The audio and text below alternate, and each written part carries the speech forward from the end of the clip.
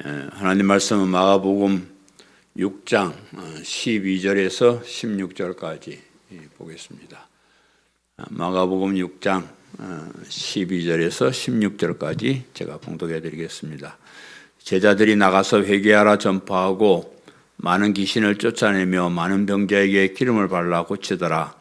이에 예수의 이름이 드러난지라 헤롯 왕이 듣고 이르되 이는 세례 요한이 죽은 자 가운데서 살아났도다. 그러므로 이런 능력이 그 속에서 일어나느니라 하고 어떤 이는 그가 엘리야라 하고 또 어떤 이는 그가 선지자니 옛 선지자 중에 하나와 같다 하되 헤롯은 듣고 이르되 내가 목변 요한 그가 살아났다 하더라. 아멘. 성자 하나님께서 사람의 몸을 입고 이 세상에 오셨을 때 예수님이라는 이름, 예수라는 이름을 가지고 태어나셨습니다.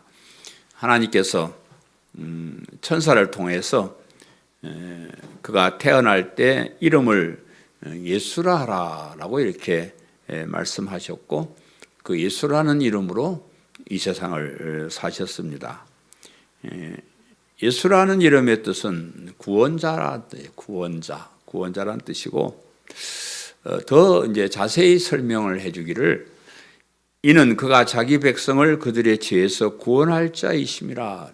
구원자인데 어떤 구원자냐 그러면 하나님의 백성들이 지은 죄에서 구원해 줄 사람이 예수입니다. 이렇게 이제 해석을 했고요. 예수라는 이름 앞에는 항상 그리스도라는 직함이 함께 쓰여져 있습니다. 그래서 예수님은 하나님께서 보내주시겠다고 약속하신 메시아가 되신다. 메시아나 그리스도나 같은 말이에요. 히브리어로는 메시아, 헬라어로는 그리스도 이렇게 같은 그런 말입니다. 그래서 예수님께서 이 세상에 오셔서 우선적으로 하신 일은 예수님의 이름을 사람들에게 알리시는 일이었어요. 예수라는 이름과 그리스도라는 직함을 제대로 이해할 수만 있으면 예수님을 통해서 베푸려고 하시는 하나님의 뜻을 바르게 알 수 있기 때문에 그렇습니다. 여러분 우리가 교회 와서 성경 신구약 성경 다 공부하고 뭐 이렇게 살고 저렇게 살고 막 하려고 그러면 굉장히 복잡해요. 뭐 다른 큰 교회를 가면 시간마다 설교 듣고 시간마다 공부하고 뭐 성경 읽기 하고 정말 복잡합니다. 그런데 그렇게 복잡한 과정을 거치지 않고 할 수 있는 아주 중요한 것은 핵심을 하는 거예요. 그래서 성경 전체가 예수님이 그리스도이십니다. 이것 뜻을 설명하기 위해서 기록하는 논책이기 때문에 이것만 우리가 제대로 이해하면 이것저것 막 공부 하면 좋죠. 하면 좋긴 하지만 그거 안 해도 우리가 알 것은 다 알고 가장 중요한 것은 알기 때문에 그렇습니다. 그래서 예수님, 그리스도, 예수 그리스도 이 이름 안에 있는 비밀, 이 이름 안에 있는 직함 안에 있는 하나님의 뜻을 우리가 잘 이해하는 것이 굉장히 중요합니다. 그래서 이제 사도 요한은 요한복음을 기록하고 나서 그 끝부분에 이렇게 얘기를 해요. 오직 이것을 기록함은 너희로 예수께서 하나님의 아들 그리스도이심을 믿게 하려 함이요 또 너희로 믿고 그 이름을 힘입어 생명을 얻게 하려 함이니. 요한복음에 이제 사도가 요한복음에 막 여러 가지 얘기들을 많이 이제 써놓고 나서 왜 이런 말들을 썼냐 그러면 예수님께서 하나님의 아들이고 그리스도이심을 알게 하려 하는 것이고 그 예수님의 이름을 힘입어서 생명, 여기 생명은 영원한 생명이에요. 영원한 생명을 얻게 하는 것이다. 그래서 요한복음의 기록 목적입니다. 어떻게 생각하면 성경 전체의 기록 목적이 그거예요.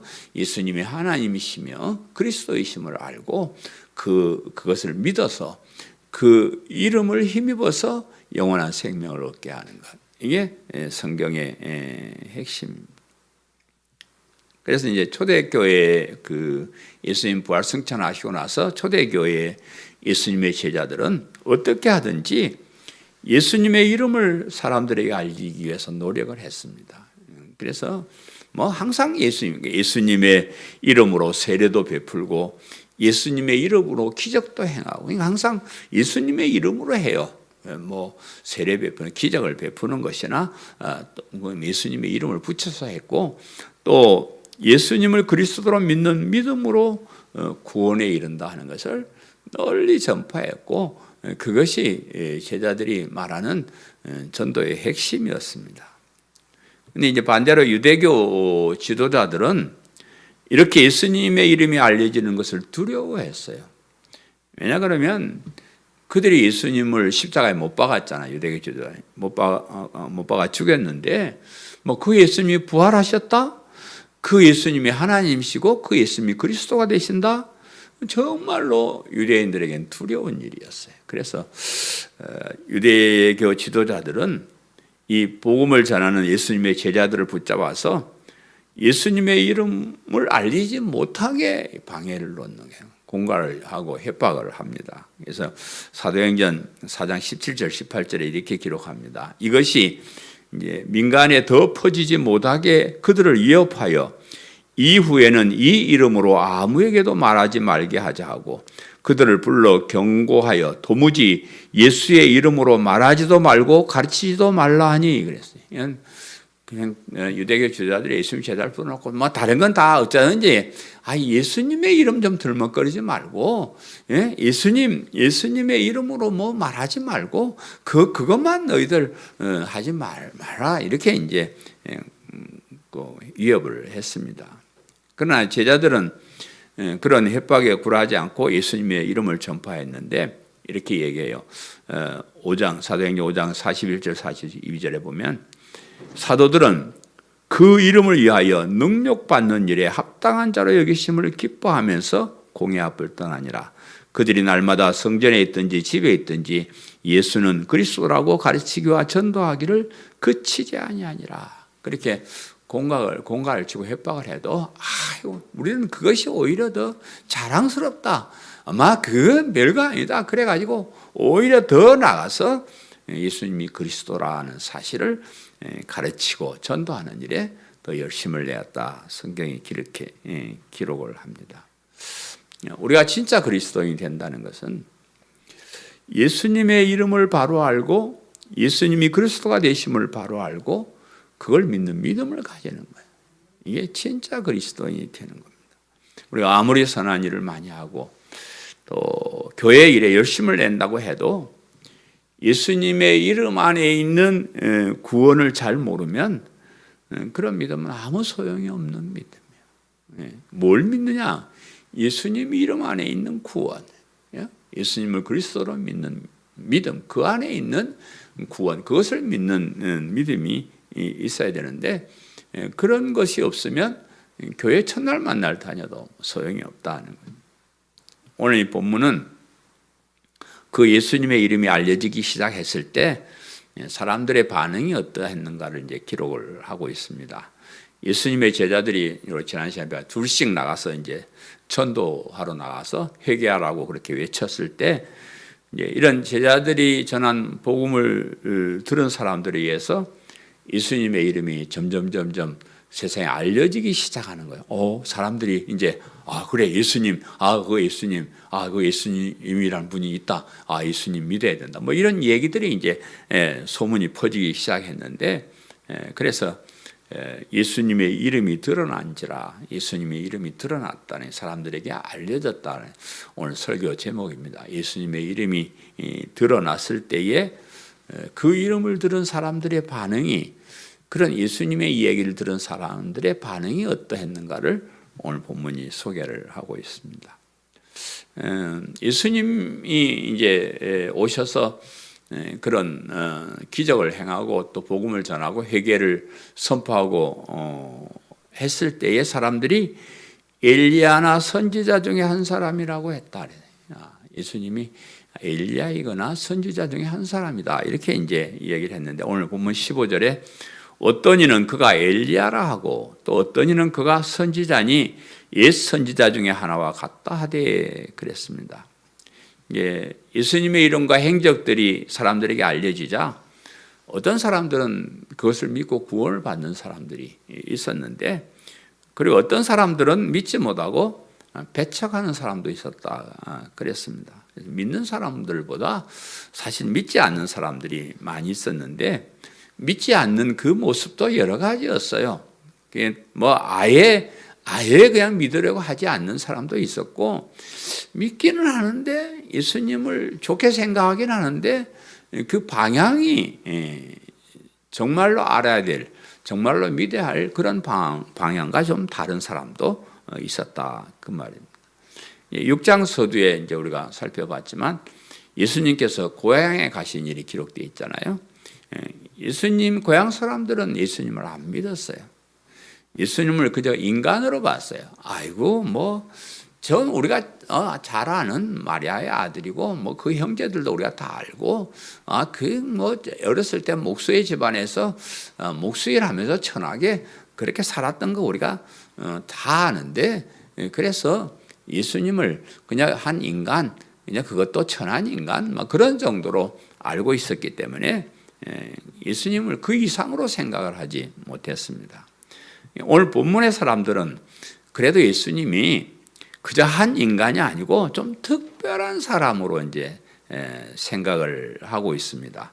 선지자 중에 한 사람이다 이렇게 이제 보는 사람도 있고, 엘리야처럼 아주 특별한 선지자가 다시 세상에 돌아왔다 이렇게 생각하는 사람도 있었습니다. 선지자 중에 한 사람이다 이제 이랬는데, 구약 성경에는 그 하나님께서 보내신 선지자들의 얘기가 많이 기록이 되어 있습니다. 특별히 그 하나님께서 선지자들을 통해서 우리에게 하신 말씀을 기록한 책이 선지서들이에요. 구약 성경을 많이 모르니까 구약에 선지서들이 있는데, 그 이사야서에서 다니엘서까지 5권은 대선지서라 이렇게 말해요. 그 다음에 그 호세아에서부터 말라기까지 12권을 소선지서라 이렇게 말해요. 근데 왜 대소로 구별했는지 잘 모르지만 어쨌든 그 대선지서는 그 분량이 좀 많습니다. 하는 일이 많고, 소선지서는 하는 일이 좀 적고 분량이 적어서 이제 그렇게 구별을 하고 있습니다. 이 선지자들은 이스라엘이 하나님께 불순종해서 나라가 망하기 직전에 혹은 또 나라가 망한 이후에 그 일들을 기록하고 있습니다. 그래서 이스라엘 나라가 망하기 전에는 선지자들이 회개하라, 너희들 그렇게 살면 안 된다, 어째 하나님의 백성들이 그렇게 사느냐, 제발 좀 회개하고 정신 차리라 이렇게 얘기를 했는데, 뭐 사람들이 말을 들어야 말로 하죠. 말을 안 듣고 그냥 계속해서 죄를 짓고 회개하지 않고, 그래서 나라가 망해버렸습니다.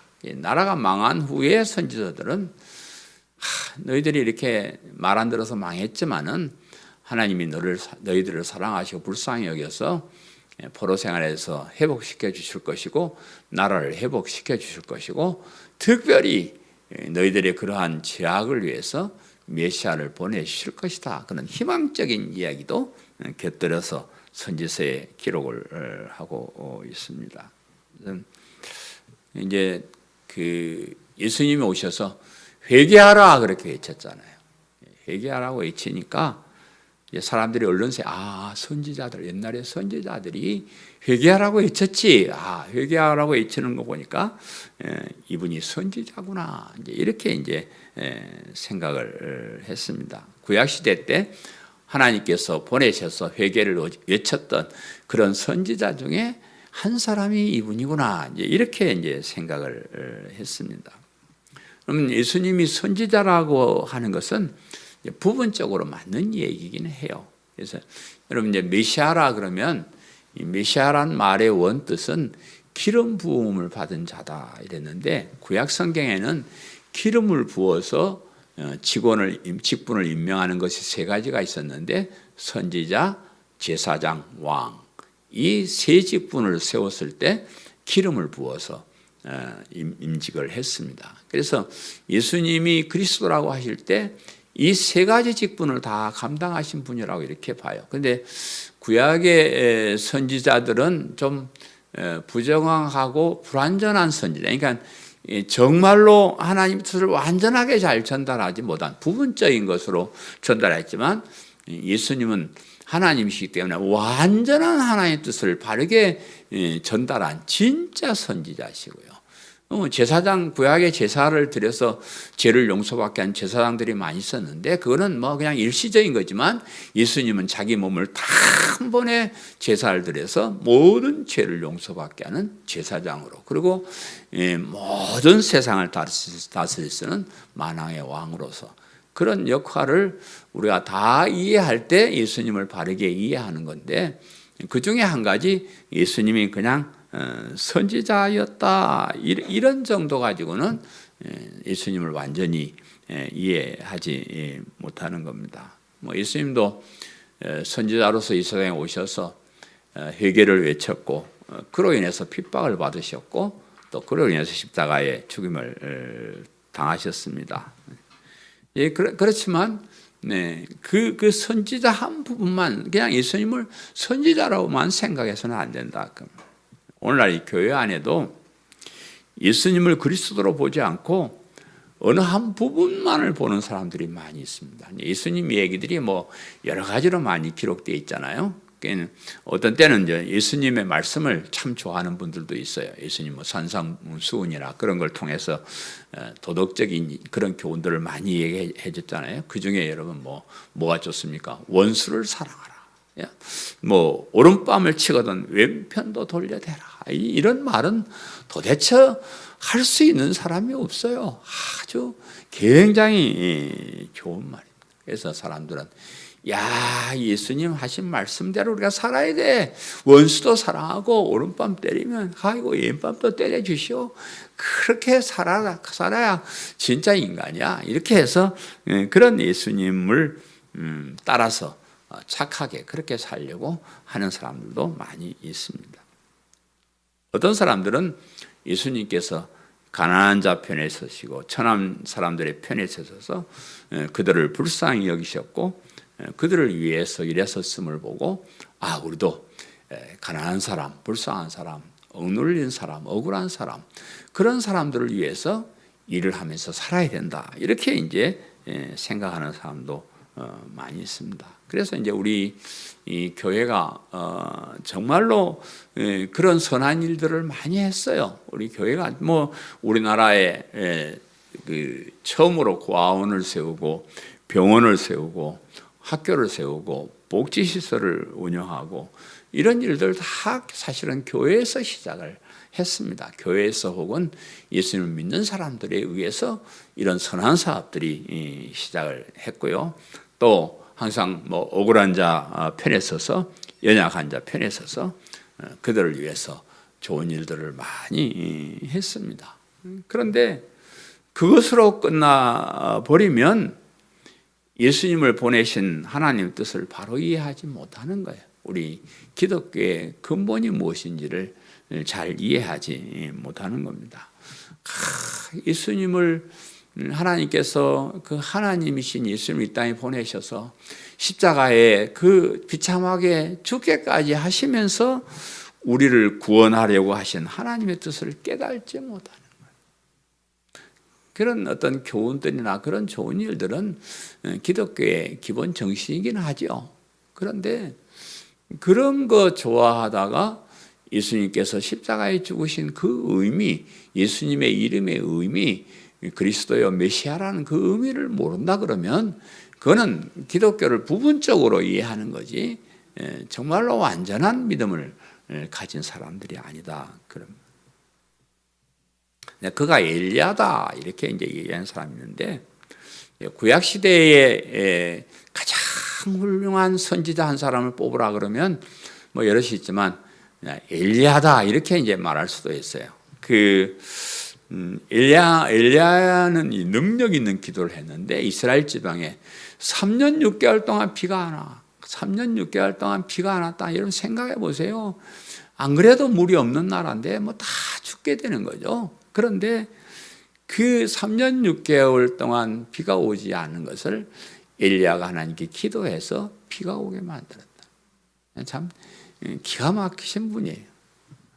그리고 이제 엘리야 하면 또 생각나는 건 갈멜산에서 바알의 선지자 아세라 선지자하고 이렇게 한번 경쟁을 하는 건데, 바알 선지자 450명, 아세라 선지자 400명, 850명 대 1로 싸워가지고 이긴 사람이 엘리야입니다. 그래서 나오라 그래가지고 이스라엘 사람들이 하나님을 섬기지, 아이고 우상인 바알, 아세라 그런 신상을 갖다 놓고 절하니까 엘리야 선지자가 나와라 한번 싸워보자 그래. 갈멜산에 올라가가지고 너희들 850명이 제단을 쌓아놓고 거기다가 너희들이 기도하든지 어쩌든지 하늘에서 불이 내려오면 니들 신이 이긴 것이고, 내가 혼자 단을 쌓아놓고 내가 기도해서 불이 내려와서 태우면 내가 이기는 것이다. 우리 하나님이 진짜 하나님이다. 그래 이제 대결을 했는데 누가 이겼겠어요? 엘리야 선지자가 이겼죠. 850만 명이 막 전부 그냥 안 되니까 자학을 하고 뭐 난리를 쳐가지고 기도하는데 무슨 이 불이 내려와야지 안 내려.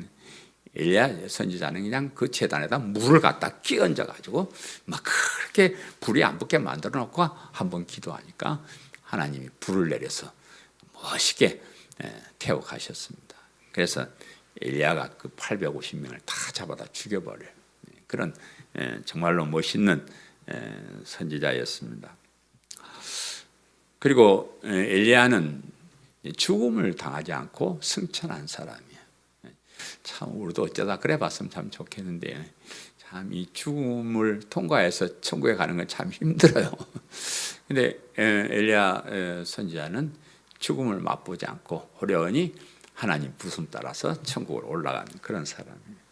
그래서 그 굉장한 사람이고, 구약의 마지막 성경인 말라기를 기록한 말라기 선지자는 엘리야에 대해서 이렇게 예언을 했습니다. 말라기서 4장 5절 6절에 보라, 여호와의 크고 두려운 날이 이르기 전에 내가 선지자 엘리야를 너에게 보내리니 그가 아버지의 마음을 자녀에게로 돌이키게 하고 자녀들의 마음을 그들의 아버지에게로 돌이키게 하리라. 돌이키지 아니하면 두렵건대 내가 와서 저주로 그 땅을 칠까 하노라 하시니라. 사실 여기 엘리야를 보내준단 말은 상징적으로 얘기한 거예요. 엘리야와 같은 그런 선지자를 더 확대해서 말하면 메시아를 보내주시겠다는 그런 약속입니다. 그래서 사람들이 예수님을 엘리야라고 한 것은 예수님이 그래도 좀 능력 있는 그런 분임을 인정하는 것이고요. 말라기 선지자를 통해서 보내주셨던 그 선지자다. 여기까지는 사람들이 이해를 했는데, 그런데 예수님이 메시아로 구원주로 이 땅에 오신 분까지는 그 사람들이 이해를 하지 못했습니다.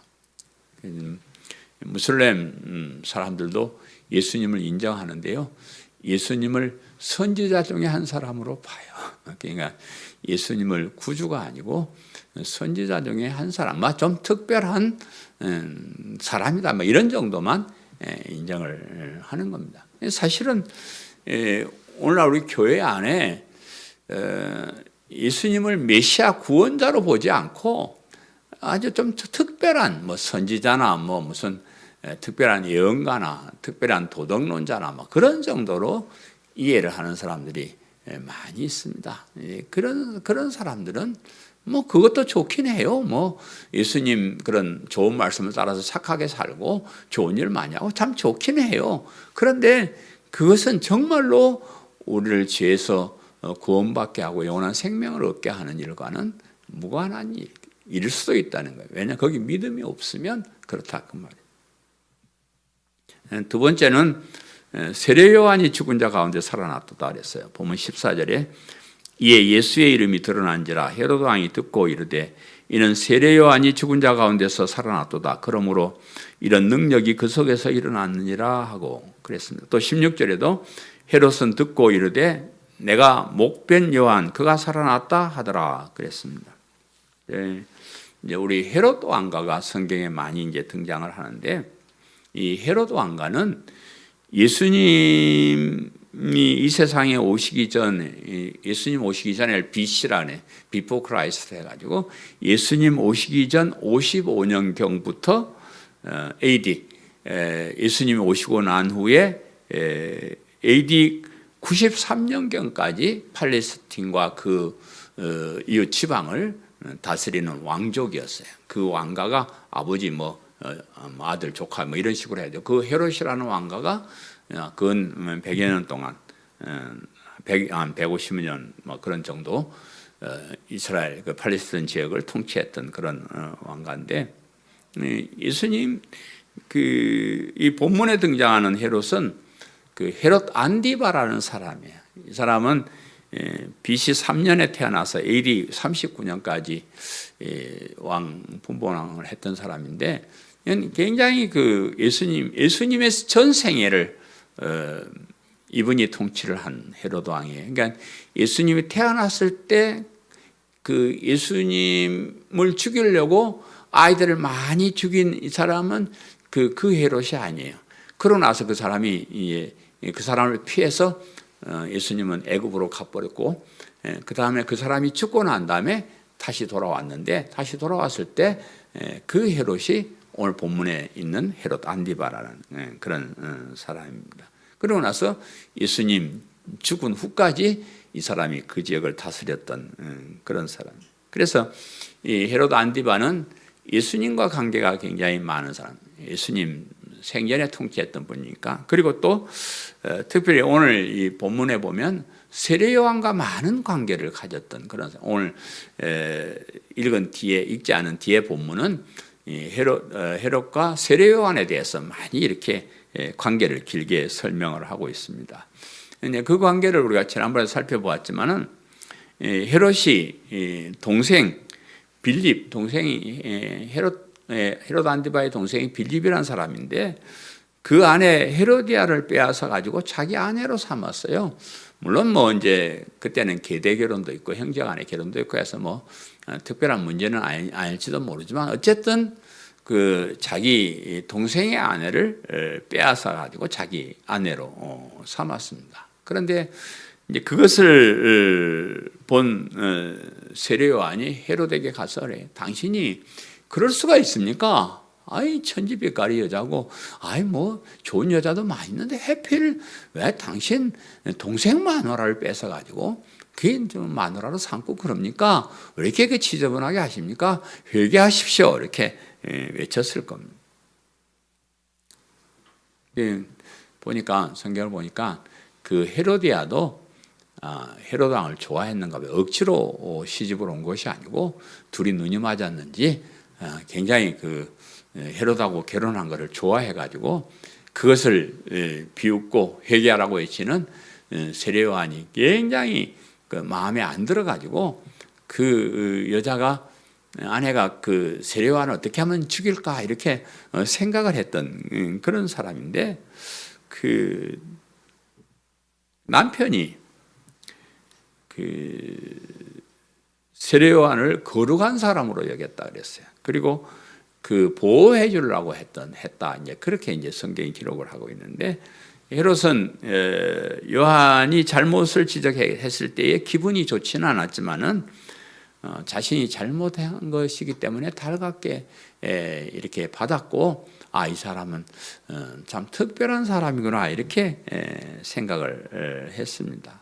그러던 차에 마침 기가 막힌 기회가 찾아왔는데, 헤롯이 이제 자기 그 생일이 되어서 관리들과 귀족들을 초청해서 잔치를 벌였는데, 그 안에 헤로디아의 딸이 들어와서 예쁘게 춤을 추었습니다. 그 춤을 보고 그 헤롯이 그 춤춘 딸을 불러놓고, 야, 너가 원하는 게 뭐냐, 다 줄게.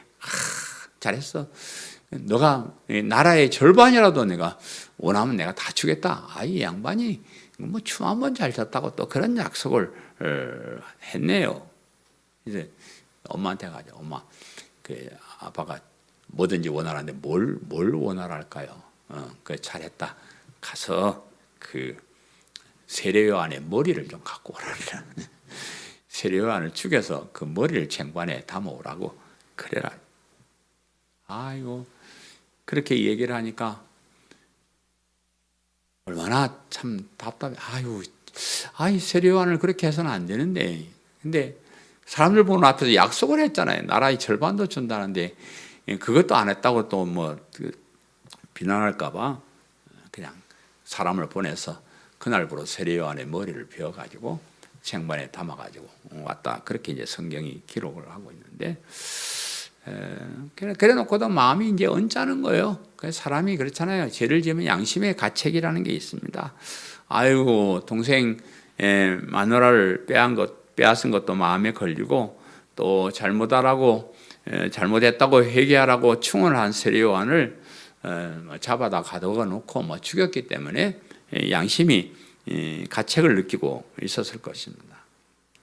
그럴 때에 이제 예수님의 이름이 세상에 알려지기 시작을 했고, 어떤 사람들은 예수님을 선지자 중에 한 사람이라고 했고, 어떤 사람은 엘리야 선지자가 다시 돌아왔다 이렇게 이제 생각을 했는데, 그 얘기를 들은 헤롯이 아니야, 그 예수라는 사람이 선지자나 엘리야가 아니고 세례 요한이야. 내가 죽인 그 세례 요한이 다시 살아왔어. 이 양반이 이렇게 얘기를 하는 겁니다. 그래서 세례 요한은 헤롯은 세례 요한을 보통 사람으로 여기지 않았어요. 굉장한 사람으로 생각을 했습니다.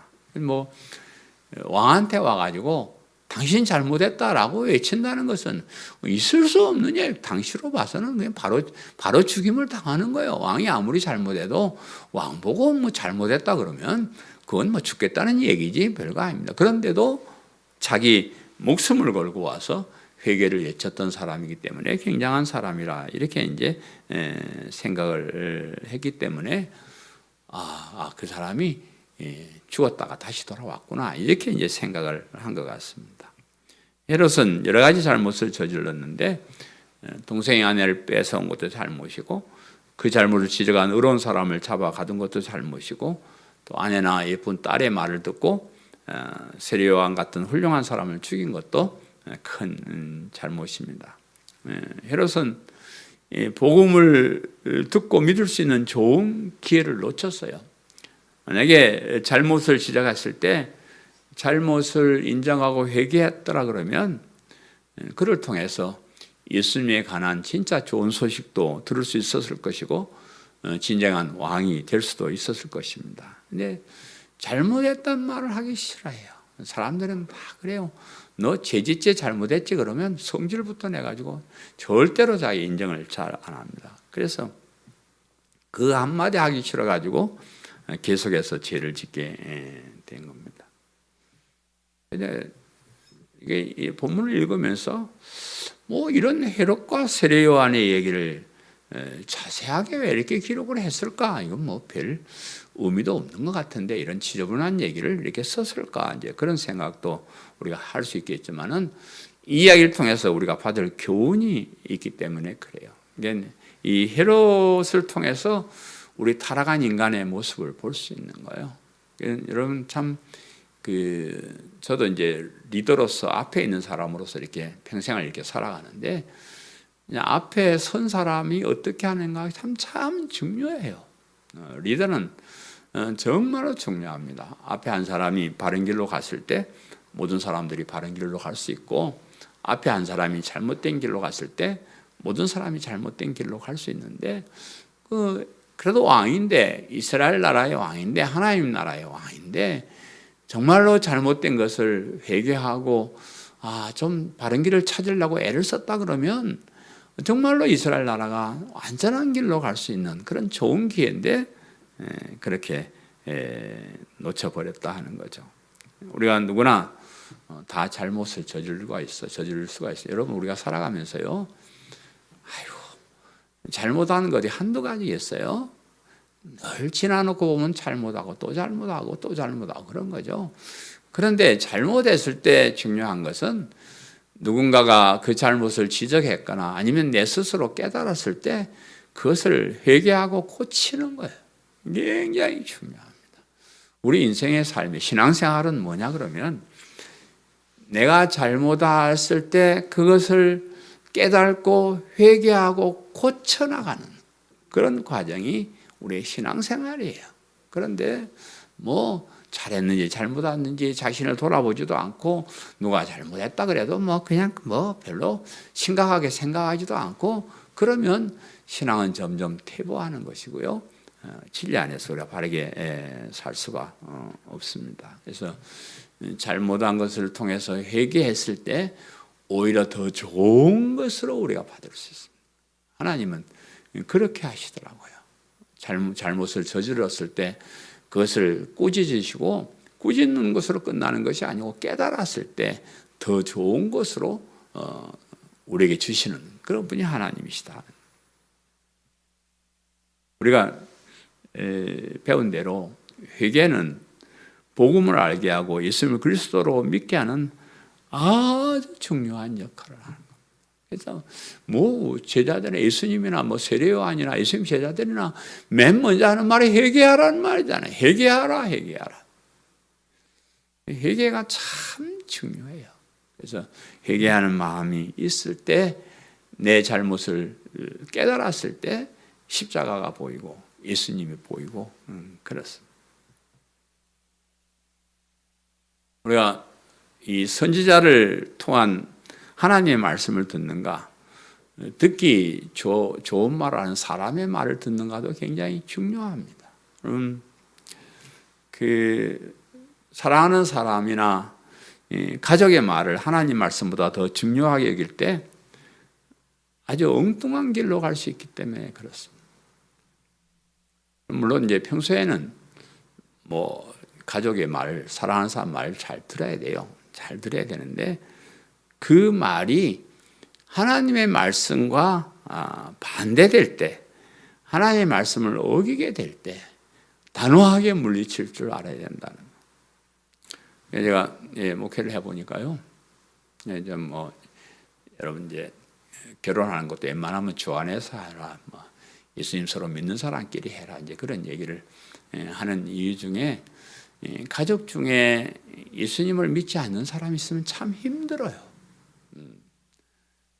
또 대부분 좀 어려운 일을 당하면요, 그 예수님 안 믿는 사람들의 말을 잘 들어요. 부모님께 효도하라 그러니까 그 들어서는 안 될 말만 잘 듣더라고요. 부모님의 말씀이나 아내나 남편의 말을 가려들을 게 있는 거예요. 예수님 하나님의 뜻과 같이 가는 것은 100% 듣고 다 해야죠. 그런데 뭐 교회를 다니지 말자, 뭐 믿음 생활 적당히 하자 이래 쌓는 말들은 우리가 단호하게 물리칠 줄 알아야 돼요. 그건 못하는 사람은 참 신앙생활이 힘들더라고요.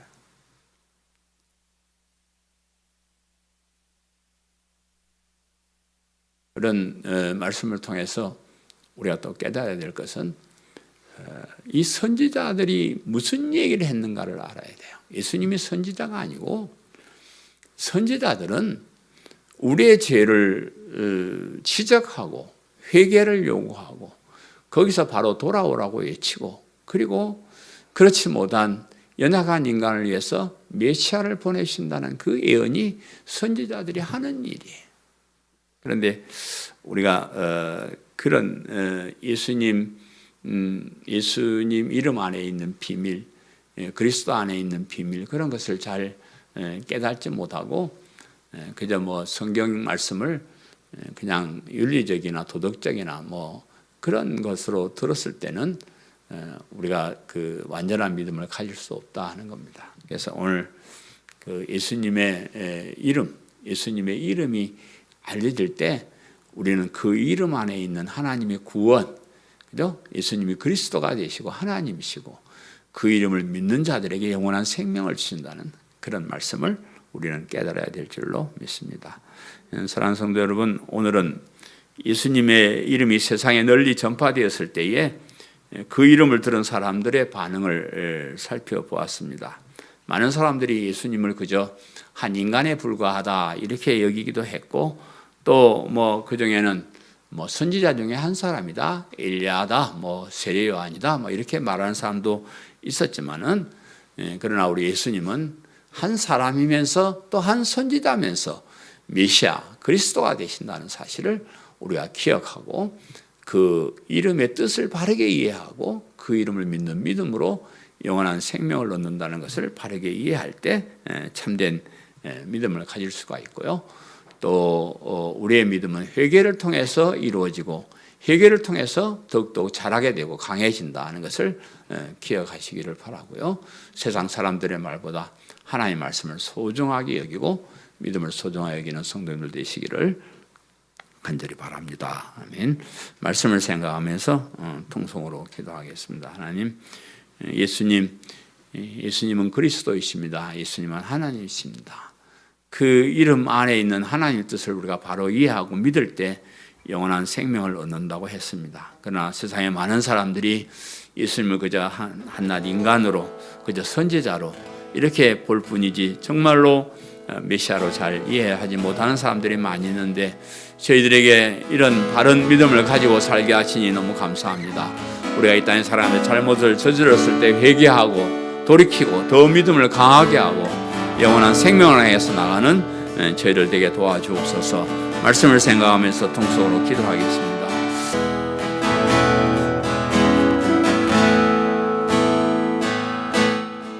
전능하신 나의 주 하나님은 능치 못하실 일 전혀 없네.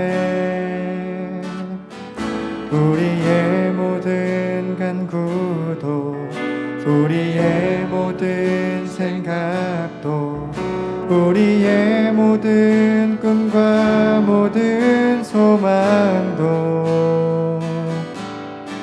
진실하신 나의 주 하나님은 우리의 모든 괴로움 바꿀 수 있네.